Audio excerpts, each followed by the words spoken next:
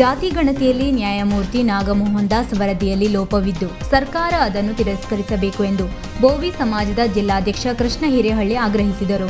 ಅವರು ಗುರುವಾರ ಸುದ್ದಿಗೋಷ್ಠಿಯಲ್ಲಿ ಮಾತನಾಡಿ, ನಾಗಮೋಹನ್ ದಾಸ್ ವರದಿ ಜಾರಿಗೆ ಬಂದರೆ ನಮ್ಮ ಹಲವು ಸಮುದಾಯಗಳಿಗೆ ನ್ಯಾಯ ದೊರಕುವುದಿಲ್ಲ. ಅದನ್ನು ತಿರಸ್ಕರಿಸಬೇಕು.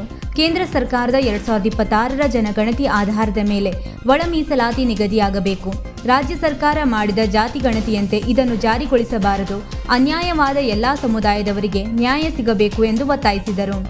ಜಿಲ್ಲಾ ಸಂಘದ ಮಾಜಿ ಉಪಾಧ್ಯಕ್ಷ ದ್ಯಾಮಣ್ಣ ಬೋವಿವಡ್ಡರ್ ಮಾತನಾಡಿ, ನಾಗಮೋಹನ್ ದಾಸ್ ವರದಿಯಲ್ಲಿ ಸಮಾಜದ ಉಪಜಾತಿಗಳನ್ನು ಕೈಬಿಡಲಾಗಿದೆ.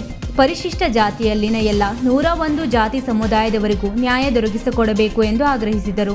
ತಾಲೂಕು ಸಂಘದ ಅಧ್ಯಕ್ಷ ಫಕೀರಪ್ಪ ಬೋವಿವಡ್ಡರ್ ಮಾತನಾಡಿ, ನಮ್ಮ ಬೇಡಿಕೆಯನ್ನು ಪರಿಗಣಿಸಿ ನ್ಯಾಯ ದೊರಕದೇ ಇದ್ದಲ್ಲಿ ಬೋವಿ ಪೀಠದ ಶ್ರೀಗಳ ನೇತೃತ್ವದಲ್ಲಿ ಪ್ರತಿಭಟನೆ ಅನಿವಾರ್ಯ. ತರಾತುರಿಯಲ್ಲಿ ವರದಿ ಜಾರಿಗೊಳಿಸಿದ್ದಲ್ಲಿ ಬೋವಿ ಸಮಾಜ ಪ್ರತ್ಯೇಕ ಮೀಸಲಾತಿಗೆ ಆಗ್ರಹಿಸಲಾಗುತ್ತದೆ ಎಂದು ಎಚ್ಚರಿಸಿದರು.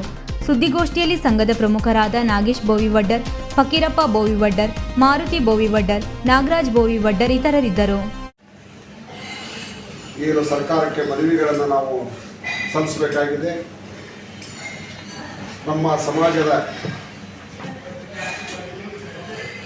ಎಲ್ಲ ಸಮಾಜ ಬಾಂಧವರಿಗೆ ಈ ಒಂದು ಸರ್ಕಾರದ ಜನಗಣತಿಯ ಗೌರವಾನ್ವಿತ ನ್ಯಾಯಮೂರ್ತಿಗಳಾದ ನಾಗಮೋಹನ್ ದಾಸ್ ಅವರ ವರದಿಯಲ್ಲಿ ಲೋಪದೋಷಗಳನ್ನು ಕಂಡುಬಂದಂತೆ ಪತ್ರಿಕಾ ವರದಿಗಾರರ ಪ್ರಕಟಣೆಯನ್ನು ಮಾಡ್ತಾ ಇದ್ದೇವೆ.